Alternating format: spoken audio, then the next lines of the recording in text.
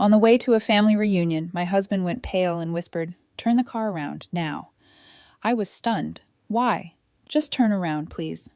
I trusted him, and it saved us. When I found out why, I never saw my parents the same way again. The plan was simple: leave early, snacks in the back seat, coffee up front, drive a few hours, cross into Canada, hug some people I haven't seen in a while, and pretend to enjoy potato salad. It was going to be normal, borderline boring, which was honestly the goal. I was driving. I always do, mostly because I hate how my husband brakes at the last possible second, and also because motion sickness is one of my many talents. The kids were semi-conscious in the back seat, half watching a cartoon and half arguing over invisible lines drawn across the seat cushions. All three of them, ages 5, 7, and 10. Tiny chaos in matching neck pillows. It was fine. Not magical, not miserable, just fine. Until he said it. Turn around now. I didn't react at first, or I did, but not in a real way. I laughed or smirked. One of those reflexes you do when you think someone's kidding, but not funny enough to deserve a laugh. "Why?" I asked. He didn't answer right away, just stared straight ahead, then said, "Please just turn around." That's when I knew it wasn't a joke. My husband doesn't do panic. His default settings are calm, and occasionally tired. I've seen him get through a kitchen fire with less tension. So I took the exit, last one before the border. It curved off gently, like the road itself was offering me a second chance. The moment we left the highway, his body relaxed. Not all the way, just enough to make it obvious he'd been bracing for something. "Okay," I said. "Want to tell me what's going on now?" He shook his head. "Just drive." "Drive where?" "I don't know. Anywhere but there." The kids were starting to notice. "Are we going the wrong way?" my middle one asked. "We forgot something," I said automatically. "What?" "I'll tell you later." The youngest piped up, "Is it snacks?" I didn't answer. My husband didn't speak again for a long time. We drove in silence. 20 minutes, maybe more. Just miles of trees and guilt pressing on the back of my neck. Then he said, "Take the next turnoff." It led to nowhere. A narrow access road with no sign and no real purpose. One of those places you only find when you're lost, or about to be. I pulled off. He unbuckled his seatbelt. "Stay here." He got out and walked to the back of the car. I couldn't see anything from where I was, so I just sat there, waiting. My hands were sweating. My heartbeat was doing something weird, fast and heavy, like it knew something I didn't. After a minute, the trunk closed. He came back to my window. "Can you come out?" "Why?" "I need you to see it." He didn't sound angry or scared, just tired and very, very sure. I got out. He walked me to the back of the car and opened the trunk. Didn't say anything, just pointed. I looked, and then I forgot how to breathe. I wasn't scared. Not yet. Fear was still on its way. What I felt in that moment was something slower, heavier, like falling through the floor of my own life. I didn't touch it. I didn't need to. I just knew we were one wrong choice away from losing everything. The funny thing is, I actually thought I was the responsible one in the family. Not responsible in a pays their taxes and wears sunscreen way, though yes, those too.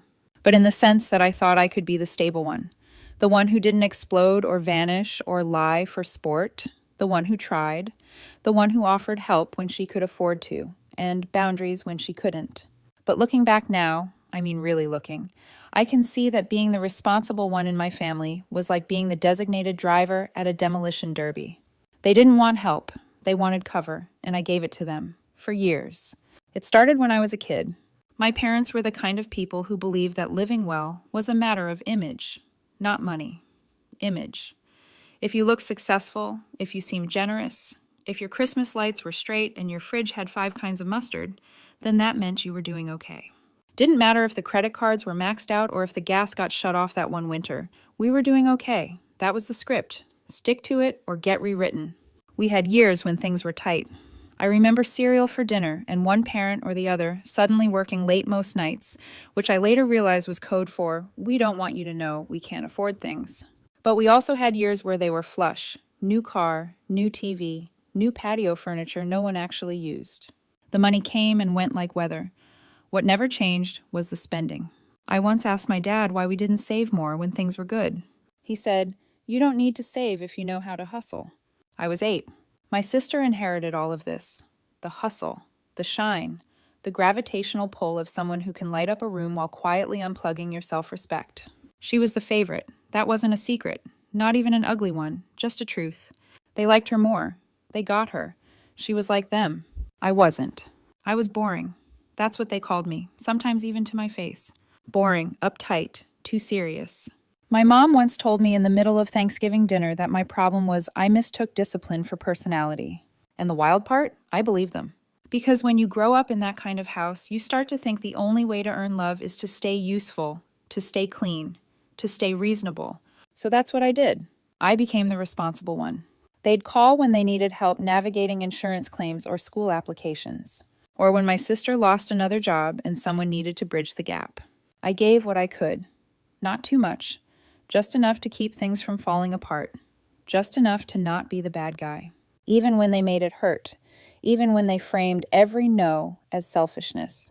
Still, I gave, because they were my parents, because it felt easier than the alternative. Then the ass changed. This was maybe 4 months before the trip. My sister's son, my nephew, was struggling in school.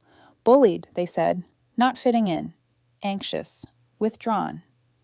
They'd had him evaluated, and apparently, some therapist recommended a smaller environment. There was a private school they'd found, very exclusive, very expensive, and, in their words, life-changing. They couldn't afford it, obviously, but they'd managed to get him conditionally accepted if they put down a deposit. They just needed help, just a little bit, just to lock it in. They'd pay me back, of course. My stomach sank the moment the words came out of their mouths. It wasn't that I didn't care. I did. That's the worst part. I liked the kid. I wanted good things for him. But I also knew this pattern. I knew how it started, and I knew how it ended. I said no. I said it gently, like you'd say it to someone holding a glass knife. I can't pay for private school. I have 3 kids of my own. We don't do private school. I'm sorry. They didn't yell. They just went quiet, cold. My mom said, of course, I forgot. You have rules. And then we didn't speak for a while, until the reunion came up. Suddenly, everything was cheerful again. They were thrilled to see us. They'd figured things out. The school, the reunion, the drive. It was all working out. I didn't ask how. I told myself it wasn't my business. They asked if we'd be willing to take an extra bag in our car. Their car was too full, and we had the SUV. Sure, I said. Just let me know. That was a few days before the trip. Then the morning we were leaving, as we were packing up, my dad handed me the red duffel. Won't fit in ours, he said. Just this one. I took it without thinking. Just tossed it in with our luggage and the kids' backpacks and a cooler full of juice boxes. Didn't even unzip it. Didn't wonder why they were so relaxed all of a sudden. Didn't stop to ask why the people who were struggling to pay for school, groceries, gas, and who guilt-tripped me for not helping, were suddenly fine. They smiled as we backed out of the driveway, waved like they didn't have a care in the world. And I remember thinking, just for a second, weird. They seemed really happy for once. I didn't think much of it at the time. Just another bag, just another trip, just another family mess I didn't want to get dragged into. Maybe I should have asked more questions. Maybe I was too naive. He didn't sound angry or scared, just tired and very, very sure. I need you to see it, he said. I got out. He led me to the back of the car and opened the trunk. Didn't speak. Just unzipped the red duffel and folded back a sweatshirt. And that's when everything stopped. Inside, wedged in between clothes, stuffed into what looked like a child's toiletry bag, sealed in plastic, were packets. Not one. Not hidden especially well, just there, under layers that wouldn't have fooled anyone doing their job for more than 5 seconds. I stared, not fully understanding, then fully understanding all at once. Not medicine, not vitamins, not anything with a purpose that didn't include handcuffs, lawyers, or headlines. I didn't speak. I couldn't. Every muscle in my chest locked. It felt like drowning in slow motion. He didn't say, look what they did. He didn't say, this is what I thought. He just zipped the bag closed again and let the silence finish the sentence. I took a step back.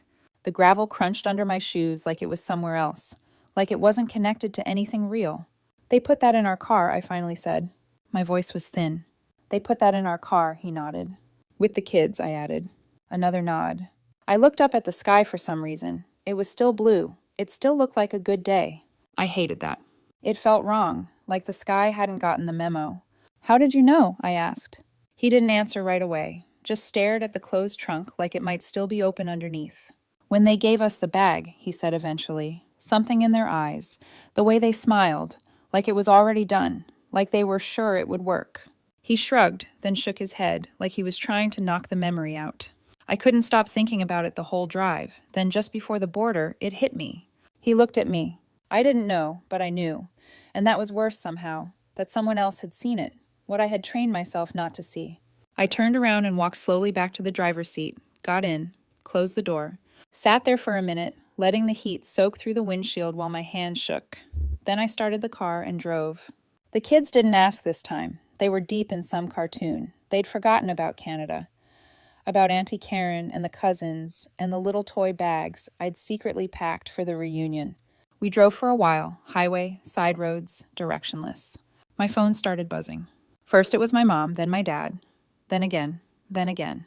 I didn't answer, neither did he. We didn't need to.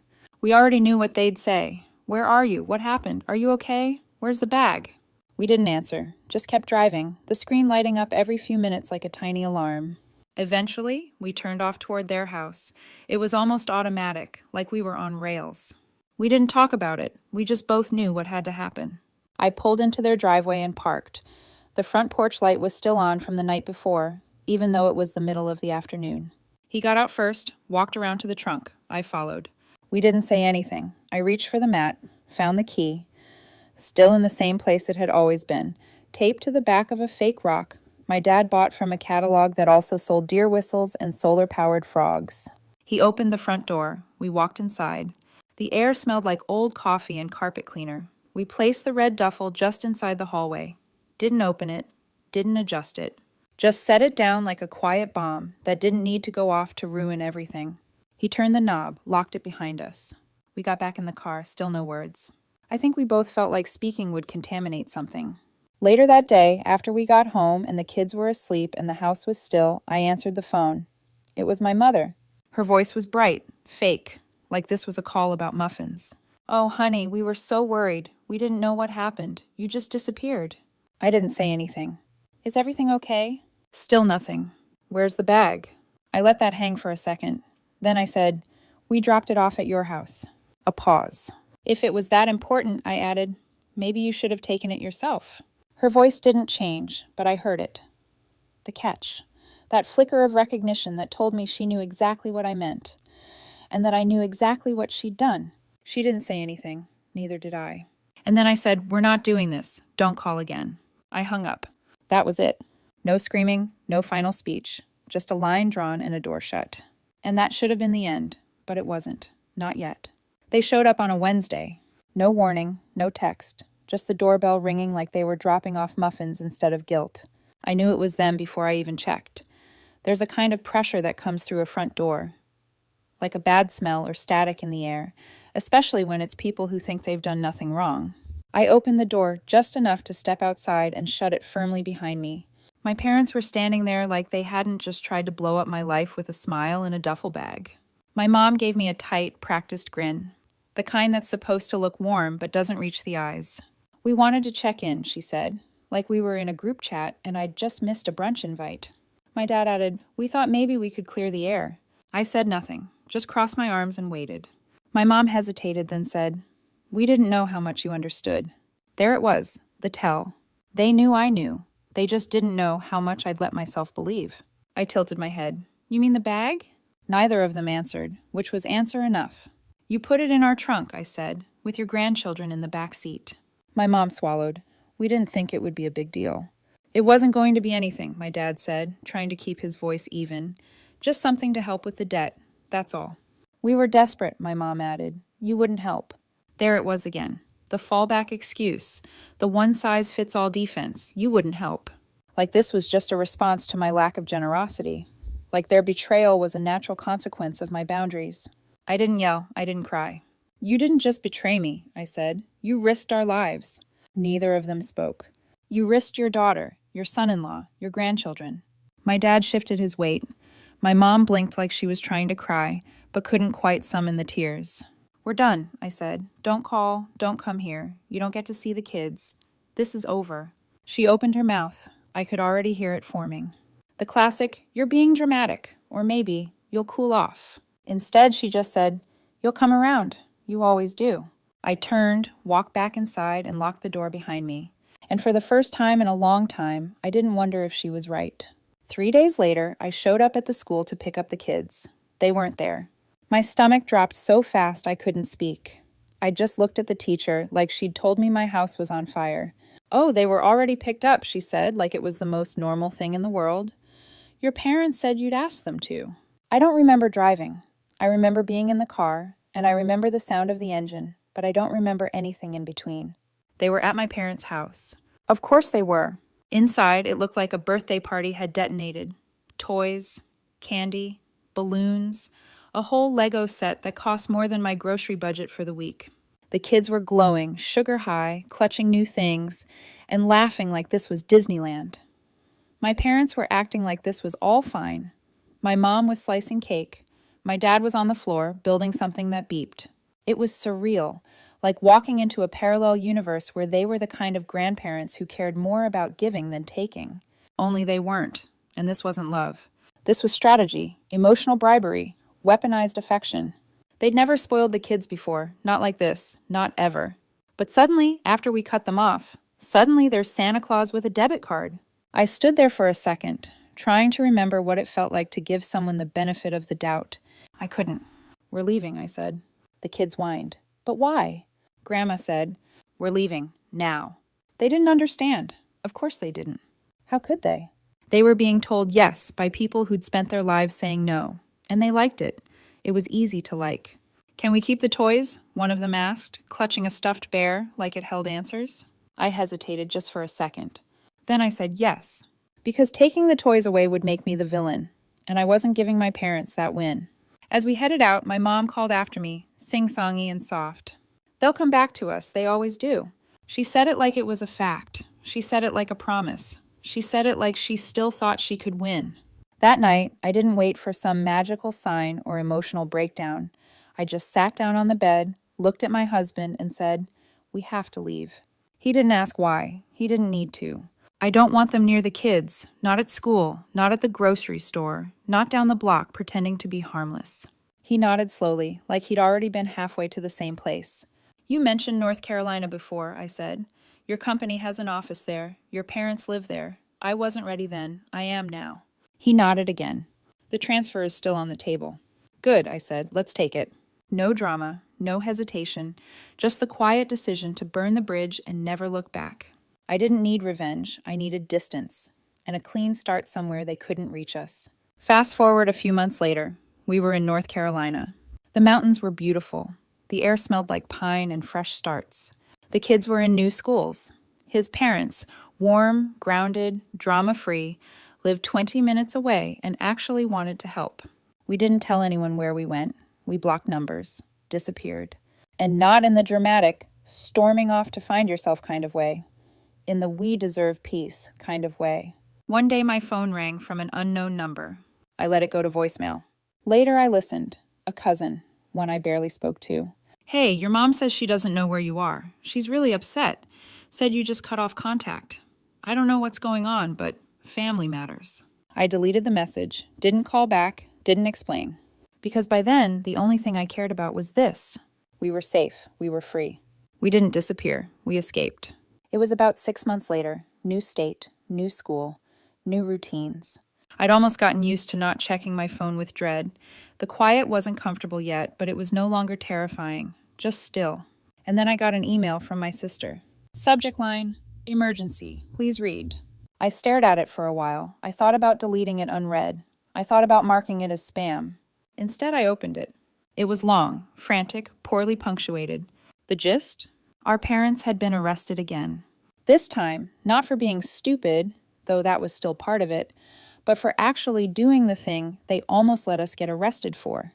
They tried to smuggle something across the border themselves. No middlemen, no family scapegoats, just a trunk full of product and 2 people in their 60s who still thought rules were suggestions.